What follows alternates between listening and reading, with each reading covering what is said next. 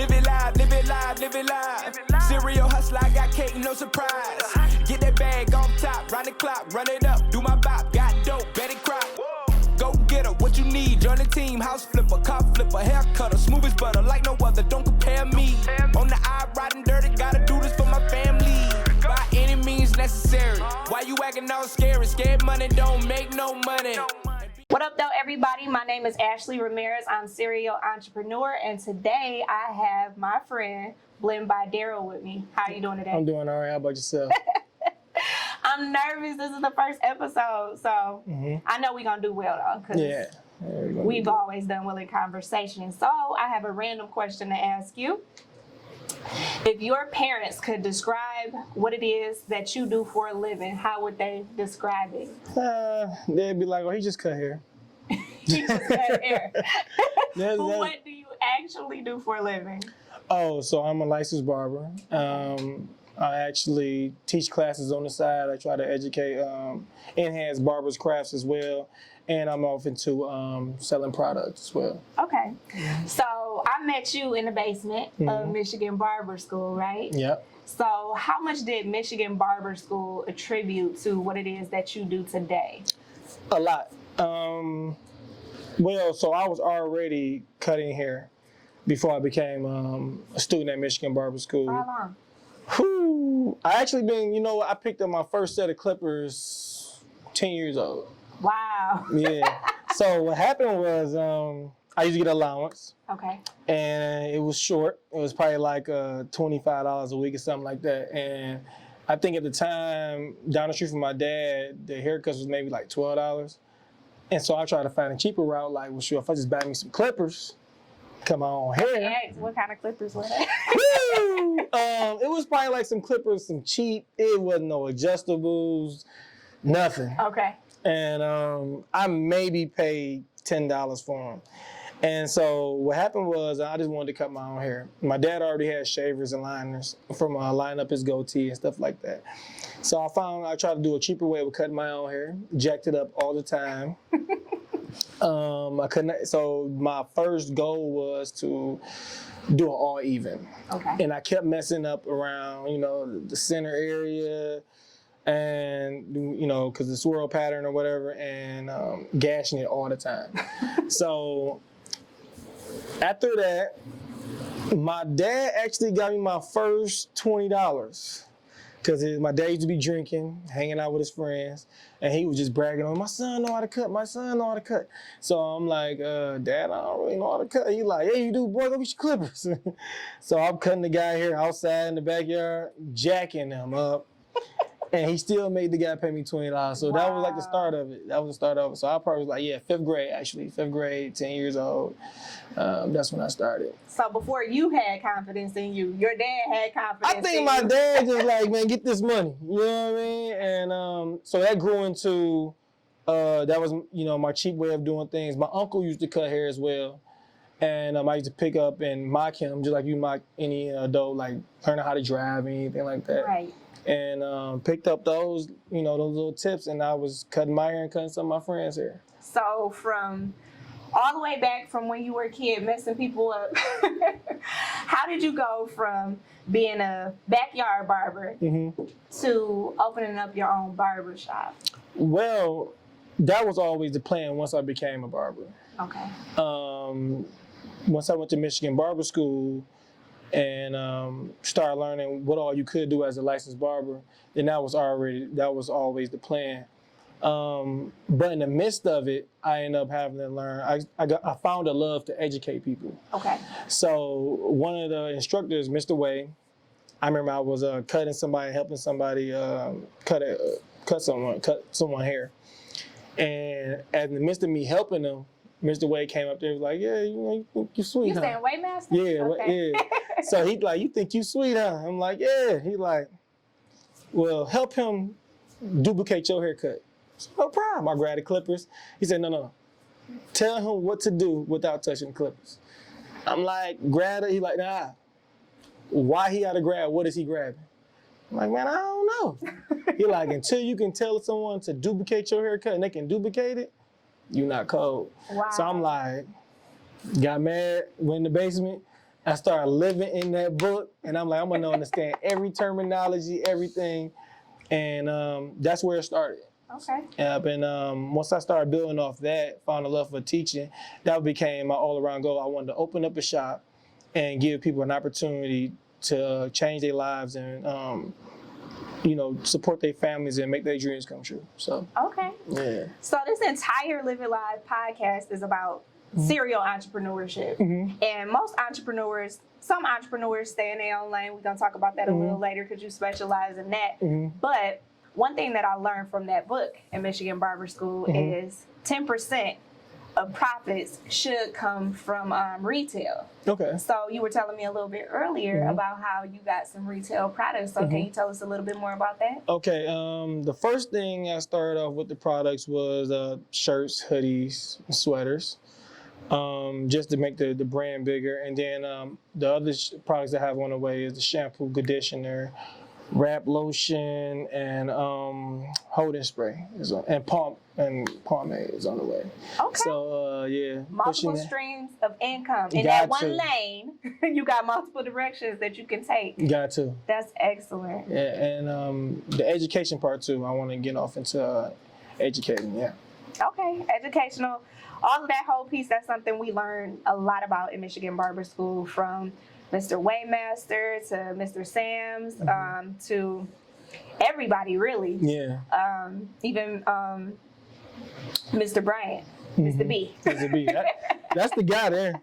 You can't even say it without saying Mr. B. Right. Yeah. So what do you think is the most important thing you've learned in opening up your own barbershop? Whew.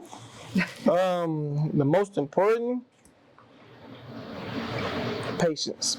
Patience, okay. And you gotta have a love for it. What I've learned is that it's so much responsibility to running a business and being accountable for others. Right. Because most people, they don't have your vision. They don't take accountability. So you become very selfless. Yeah. Yeah, because you gotta constantly reinvest into your business. You gotta make it a good working environment. It's not only the barbers or stylists in your business, in your shop, your establishment. It's also the patrons.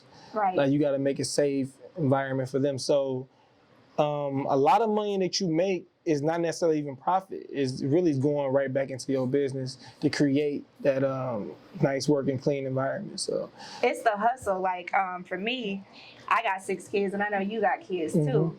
So I've talked about this a lot of times with all of my different friends. I probably had kids before my friends, right?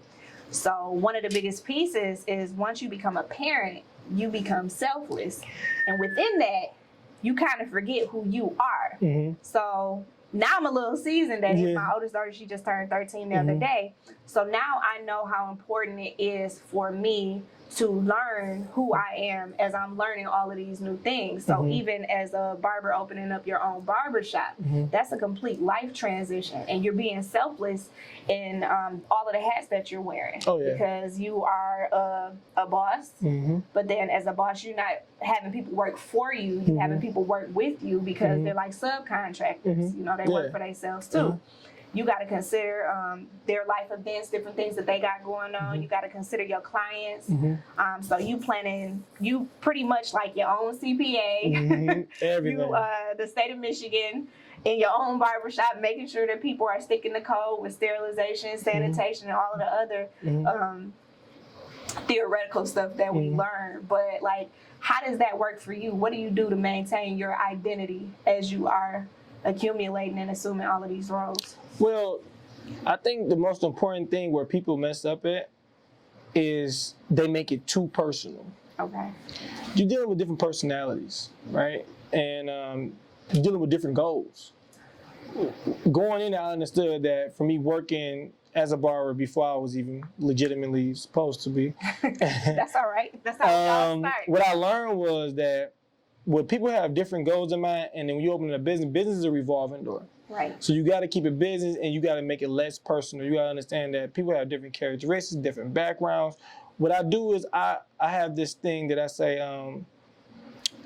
I'm not necessarily looking for egos, I'm looking for heroes. Okay. You know what I mean? Like I can teach talent and skill. Well, I can teach skill, right? But I can't deal with an ego. Okay. You know what I mean? Yeah. And then also, when people having different goals, you gotta kind of like let them be. Yeah. They're their own private contractor. It's almost like having an apartment. You know, business is really real estate in every aspect of it.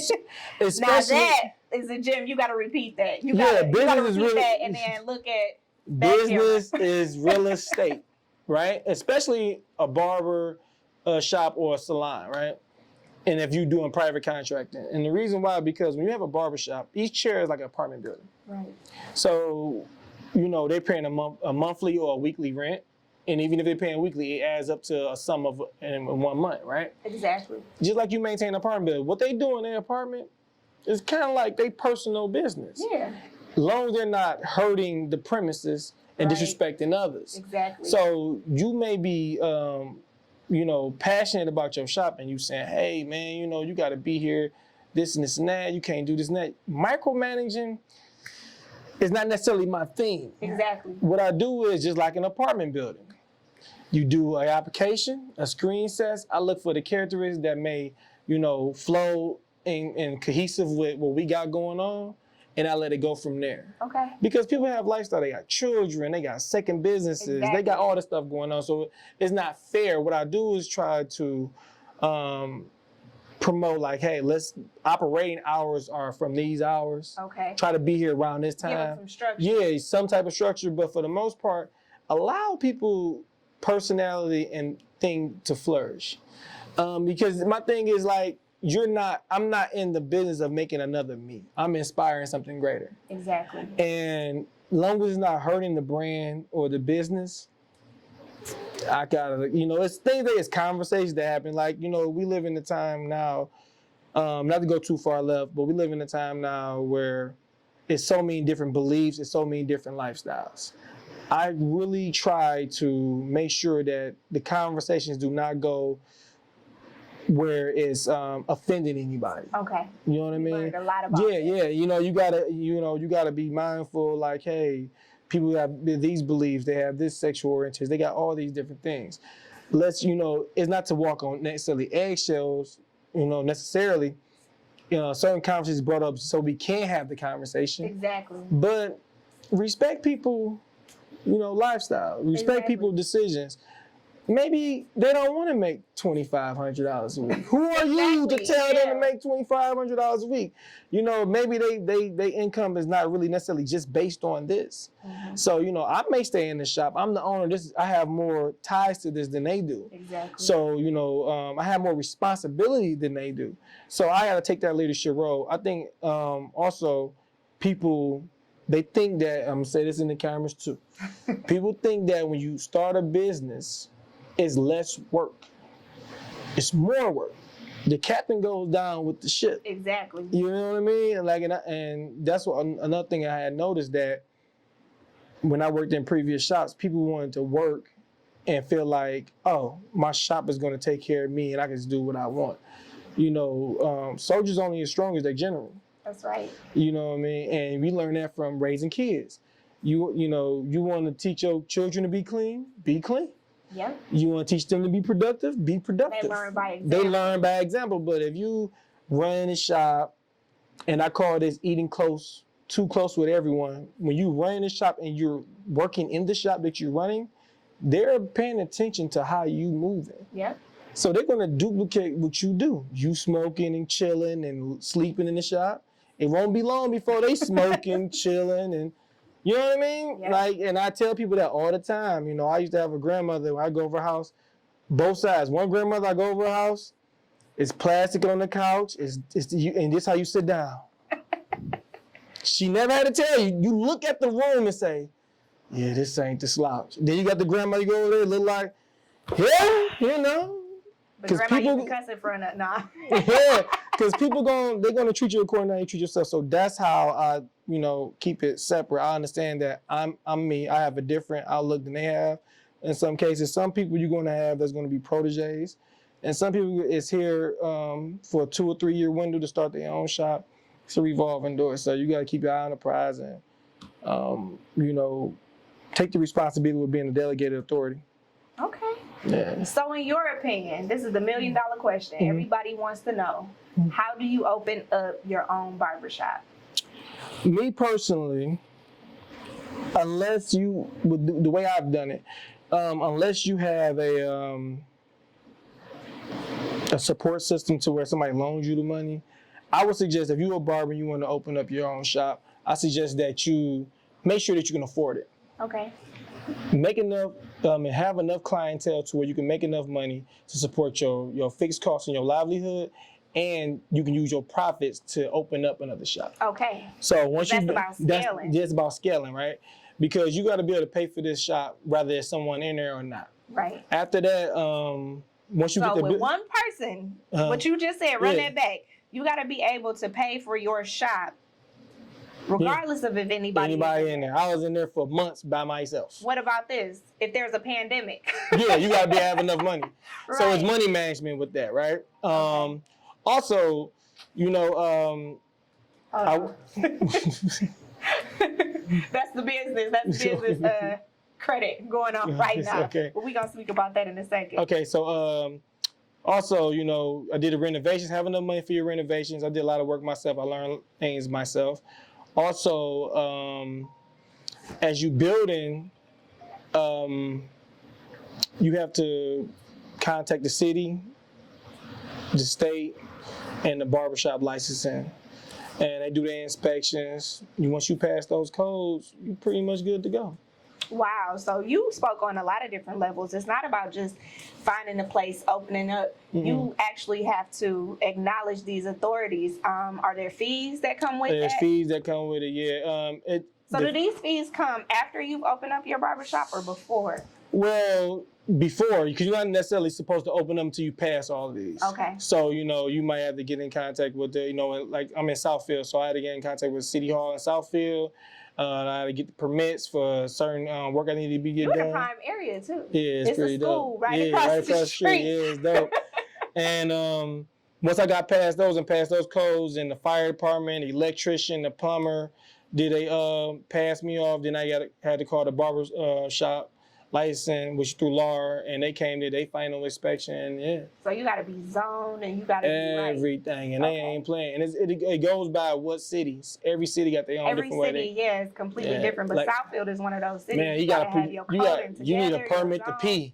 Yeah, that's true. Yeah. That's true. Yeah. Rather, whatever the relationship stands with me, whether it's business, companionship, friendship, whatever it is, I say if you don't get nothing else from me, you're gonna learn something from me. Yeah. And that's just what I do with people, do with everything. So when I started the shop or whatever, that's just what I wanted to do. I said, okay, which I felt good about the apprenticeship thing. That's another thing. Yeah. People was hating on that, and I'm like, you can't hate on that. Because nobody read the fine print. Yeah. Nobody look, the thing is with the apprenticeship thing, I think it's a great opportunity. It's not a good opportunity for schools, but it's gonna be, especially with Detroit, it's gonna be a great opportunity because one, nobody read. Two, you only can do one first, and then you can do two from that point on. Right. Yeah. It's not like you can just turn your shop into a school. Exactly. There's a lot of paperwork which nobody's gonna do. People just looked at it as an opportunity to say, well, I can fill my chairs with barbers or stylists, or barbers for the most part. And they ain't gotta have a license. Right. Not necessarily true. Exactly. It's like they're your students. So you gotta keep the follow-up paperwork. You gotta stay in contact with the state. There's levels to it. Yeah. You know what I'm saying? And then they have to pass the boards. Yep. You know what I'm saying? So it's like, so that's why I never promoted it on my page. I was like, yeah, I think everybody going crazy, but whatever, right? And it is an opportunity, being a barber, being the business owner, it's a pleasure and it's a blessing. And you're not gonna bless people with it because I'm gonna be clear. I'm not making money off my shop. Exactly. You know what I mean? It's like everything I'm doing. I'm not making like a lot of the things is like it pays some of the bills because at the end of the day, before when we just stopped had a conversation, when I explained the statistics, the population of most people that need a place to go, right? For just do their business, that means they're not of your tier, per se. Yeah. So if they're not of your tier, they're not making the money that you're making. So if they making any at all, so you talking about trying to do business with somebody that's from the ground up, you're not necessarily starting them off your top booth rent. You may have to say month free, two months free. You may have to even say half. You feel what I'm saying? Because like you got to give a person an opportunity. Exactly. So if when you doing things like that, at the end of the week or the end of the month, they may just be paying some of the utilities. You're not really making the money that you. So that's why I said you have to be able to make money behind your chair. Exactly. Now the money comes with longevity, meaning that even as they grow, they may pay or they may grow and they may leave, but the reputation exceeds. Okay. If you want someone, you know what I mean? Like most people want to do, most people that work want to do everything that everybody really want to do. Vacate, pay some bills, take some time off, get healthcare. Give people the opportunity to do that. Yeah. You know what I mean? And that's pretty much what people really want to do. As long as they can come to your establishment and they can grow within your establishment, you're going to always have that revolving door of people coming in if the reputation exceeds itself in that way. But if you just constantly, I just want the money, it's going to show. Yeah. And when it's going to show, then people going to be like, yeah, I worked at that shop, but you really, so now you're going to create this window of people coming in that's willing to get off on you before they feel like you get off on them. So let's get back into these questions, Daryl. All right. So name a time where a client made you livid. You know, I very seldom like get out of character, but I had this one guy, whatever. I guess he couldn't get service at the point that he wanted to get service at, and so it was. He just had a lot of things he had to say. But I pretty much just handle it professional. I just let him walk out the door. So I very seldom, when it comes to professionalism, I don't ever get personal because I know that I got too many people in front and that's watching, and, their safety is at risk too. You know what I'm saying? You get into physical altercations, things get to flying, or you never know if a person got a gun. So it's best to let people kind of say what they got to say. Hopefully they leave without you having to force them out. So I very seldom, Now, if it was outside of that, then, That's a whole different it's a whole different story, So I got to be, blend inside the shop, but outside the shop, it's a whole, yeah. So on the other end of the spectrum, name a time when a client has touched your heart with something that they did or they said. I got a few of those, but I'll just keep it one. Well, I just summed a few of them up. It'd be the children when they graduate. I had some clients that came to me when they were like 12, and they done went to college. One on football scholarship. One is an actor, and he showed me his commercial 2 or 3 weeks ago. You cut him? Mm-hmm. For the commercial? Yeah. And I'm like, dang. So, and there's one particular one, I didn't know this guy. Now, this is a touchy one. He came in, it was prom night. And, his hair all over the place. And I cut his hair. He was a new client, and he didn't have enough money. And I was like, man, where you going? And he was like, man, it's prom.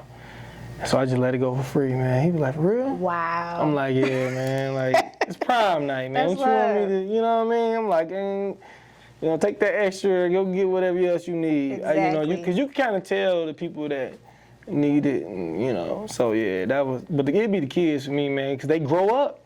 One of them was driving. I'm like, man, you was driving, man? I remember when you was 10 years old, bro. You know what I mean? So it'd be that.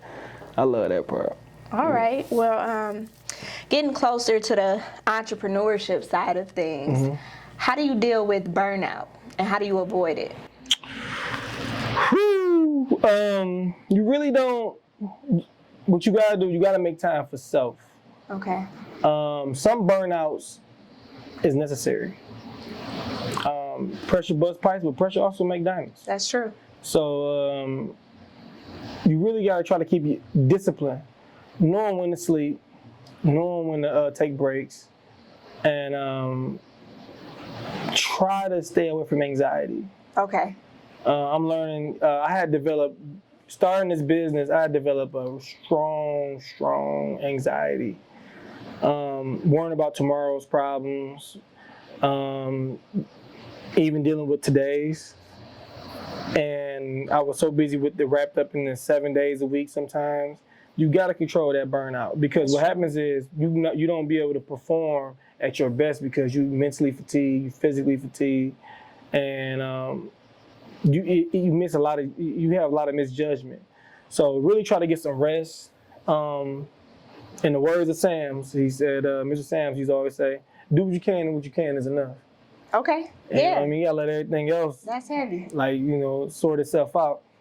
Easier said than done. Right. But you gotta do it like that. Like, you can't hold on to that like that, man. All right, so we are gonna get ready for a faster paced version or line of questions. This is called the Livid Vivid Fire, and it's a rapid round of questions where I'm gonna ask you questions and you answer them as vividly and as lividly as you possibly can. So this gonna move fast. You ready? Well, yep. What's something people seem to misunderstand about you? They think I'm crazy. You want to elaborate, or you want to go to the next question? Not really. They just think I'm crazy. What should I ask you that I didn't ask you yet? Ask me what I care about. What do you care about? Everything. Okay. That's a lot. Yeah.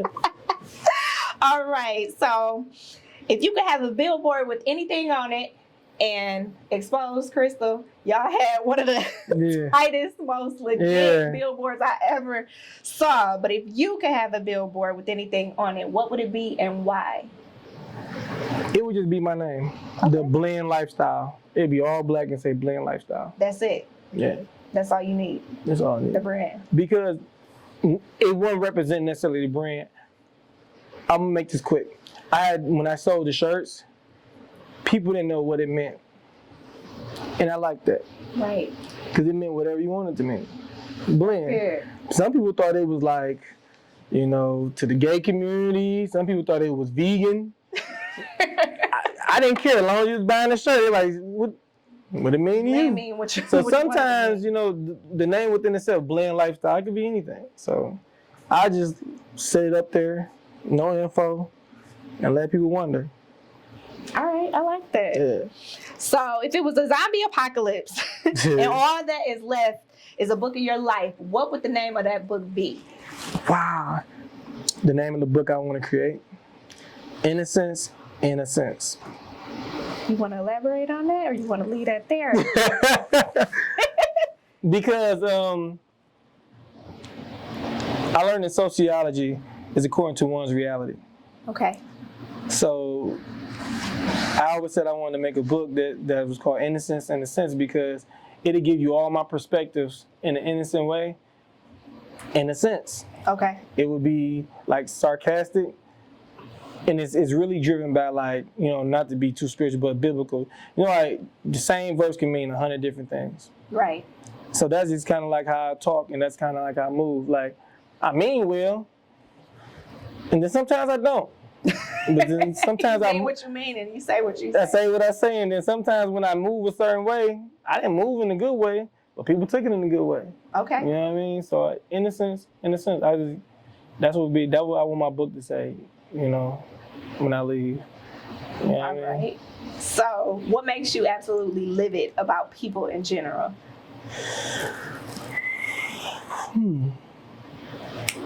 My bad. It's just, like life, man. Like I know it's cliche as it sounds, but it's the experience.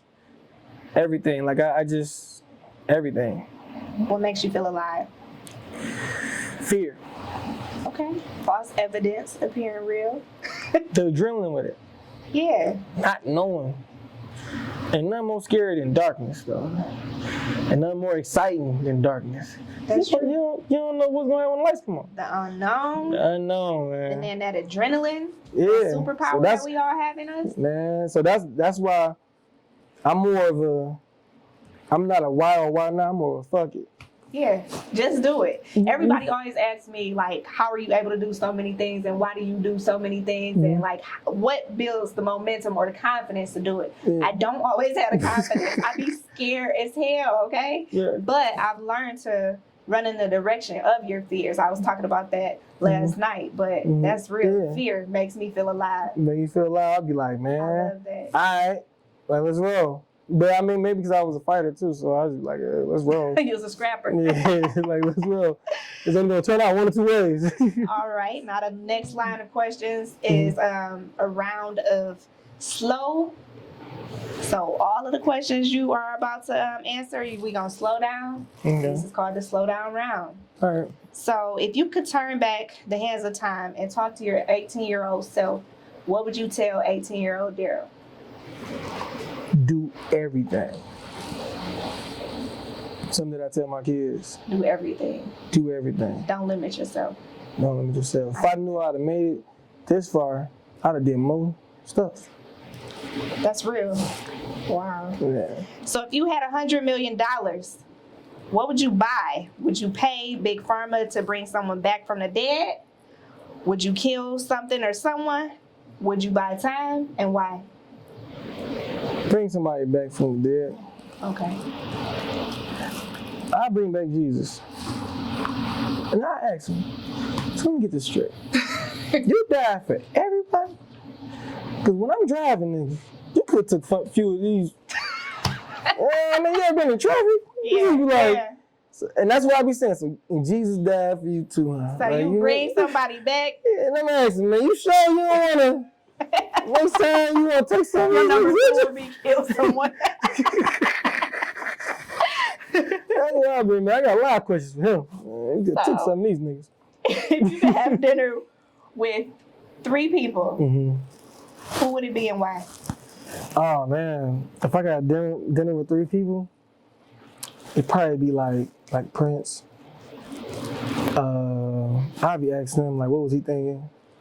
You know what I mean? Like the booty out. Yes. I don't really get, you know what I mean? I would have a conversation with Obama. Okay. You know, I would ask him, you know, what was it like to get where he's at?